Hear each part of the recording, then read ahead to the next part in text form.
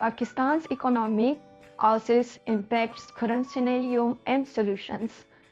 सबसे पहले हमें इंट्रोडक्शन देना है। पाकिस्तान इस वक्त अपनी तारीख के शदीद तरीन इकोनॉमिक क्राइसिस से गुजर रहा है, जिसमें महंगाई, कम जीडीपी और बढ़ता हुआ फिस्कल डेफिसिट शामिल है। स्टेट बैंक के गैर मुल्की ज़खायर कम तरीन सतह पर पहुंच चुके हैं, जो एक माह की इंपोर्ट के लिए भी नाकाफी हैं, और मुल्क IMF और फॉरेन लोन्स पर टोटली डिपेंडेंट है। करप्शन, पुअर इकोनॉमिक प्लानिंग और स्ट्रक्चरल इश्यूज सूरत हाल को मज़ीद पेचीदा बना दिया है। अब हम उसकी वजूहात के बारे में जानेंगे। सबसे पहले आता है इंटरनल कॉजेस, और उसमें पहला पॉइंट है पॉलिटिकल इंस्टेबिलिटी। मुसलसल हुकूमतों की तब्दीली, कमज़ोर पॉलिसियाँ और तवील मुद्दती मनसूबाबंदी की कमी ने इकनॉमिक ग्रोथ को मुतासिर किया है। पुअर गवर्नेंस एंड करप्शन, वसी पैमाने पर बदनवानी, टैक्स चोरी और मालियाती बदइंतज़ामी माली अदम इस्तेहकाम का बाइस बनती है।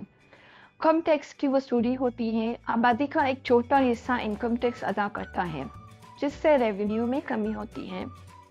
हुकूमत को जून 2024 के बजट में मुकर्रर करदा 1.3 ट्रिलियन रुपए के टैक्स रेवेन्यू हदफ को पूरा करने में तकरीबन 600 अरब रुपए के खसारे का सामना है।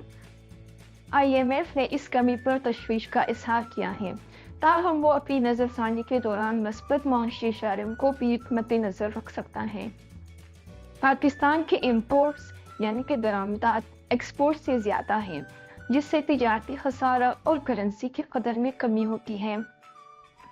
बिजली और गैस की कमी इंडस्ट्री को मुतासिर करती है, जिससे एक्सपोर्ट और GDP पर मनफी असर पड़ता है। ज़राअत और मैन्युफैक्चरिंग के शोबे कम पैदावारियत और आउटडेटेड टेक्निक्स की वजह से मुश्किलात का शिकार है। के बाद है एक्सटर्नल कॉजेस। सबसे पहला पॉइंट है ग्लोबल इकोनॉमिक रिसेशन।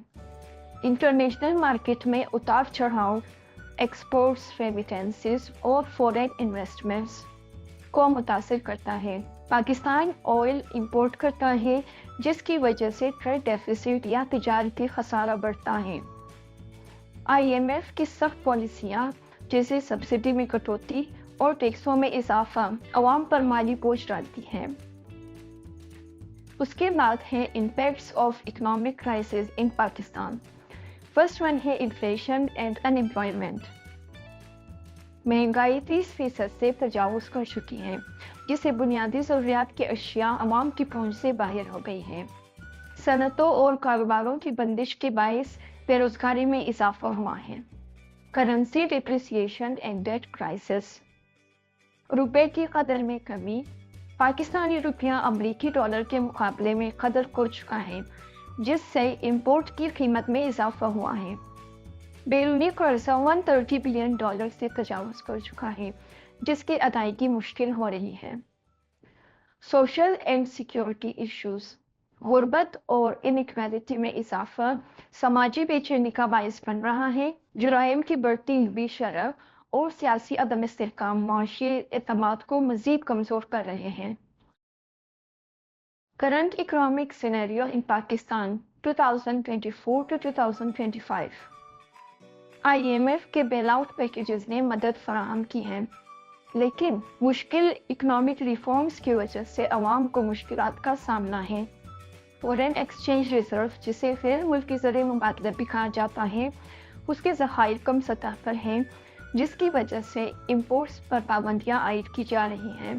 इस पर विकिपीडिया माली साल 2024 की फोर्थ क्वार्टर में पाकिस्तान की मईशत में 3.07% का इजाफा देखने में आया।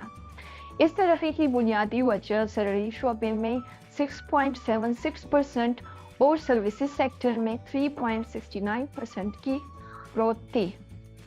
ताहम इंडस्ट्रियल सेक्टर मुसलसल बहरान का शिकार रहा और उसमें 3.59% की कमी वाक़या हुई। GDP ग्रोथ 3% से कम है और बहाली की रफ्तार सुस्त है। हुकूमत टैक्स इस्लाहात और प्राइवेटाइजेशन के मंसूबे मुतारिफ करवा रही है, लेकिन अमल दरामद सुस्त रवि का शिकार है। امپورٹس اور ریمیٹنسز میں بہتری آئی ہے، لیکن ٹریڈ ڈیفیسٹ کو کور کرنے کے لیے ناکافی ہے۔ Solutions to improve Pakistan's economy. First one ہے economic reforms. ٹیکس نیٹ کو وسیع کرے اور ٹیکس چوری کو کم کرے۔ مینوفیکچرنگ، آئی ٹی اور زراعت میں سرمایہ کاری کرے تاکہ امپورٹس پر انحصار کم ہو۔ رینیویبل انرجی کے منصوبے بنائیں تاکہ فیول کی امپورٹ پر انحصار کم ہو۔ انڈسٹریل اینڈ ایگریکلچرل گروتھ، چھوٹے کاروباروں کو لونز اور مناعت فراہم کریں۔ Foreign investment and trade agreements, کاروباری پالیسیاں بہتر بنائیں تاکہ ملٹی نیشنل کمپنیاں پاکستان میں سرمایہ کاری کریں۔ چین، مڈل ایسٹ اور سینٹرل ایشیا کے ساتھ تجارتی تعلقات کو مزید مضبوط بنایا جائے۔ Reduce dependence on loans, made in Pakistan مہم کو فروغ دے تاکہ امپورٹس کم ہوں اور مقامی پیداوار میں اضافہ ہو۔ غیر ضروری سبسڈیز کو کنٹرول کرے اور مالی بد انتظامی کو ختم کرے۔ کرپشن کا خاتمہ کیا جائے تاکہ انویسٹرز مطمئن ہوں اپنے انویسٹ کرنے پہ۔ How to deal with IMF programme. First point ہے اسمارٹ نیگوشیشن وتھ IMF۔ شرائط میں نرمی کے لیے مذاکرات کریں، ادائیگی کی مدت کو بڑھانے اور نرم شرائط حاصل کرنے کے لیے بہتر سفارتکاری کا استعمال کریں۔ سخت شرائط کا اثر عوام پر کم کریں۔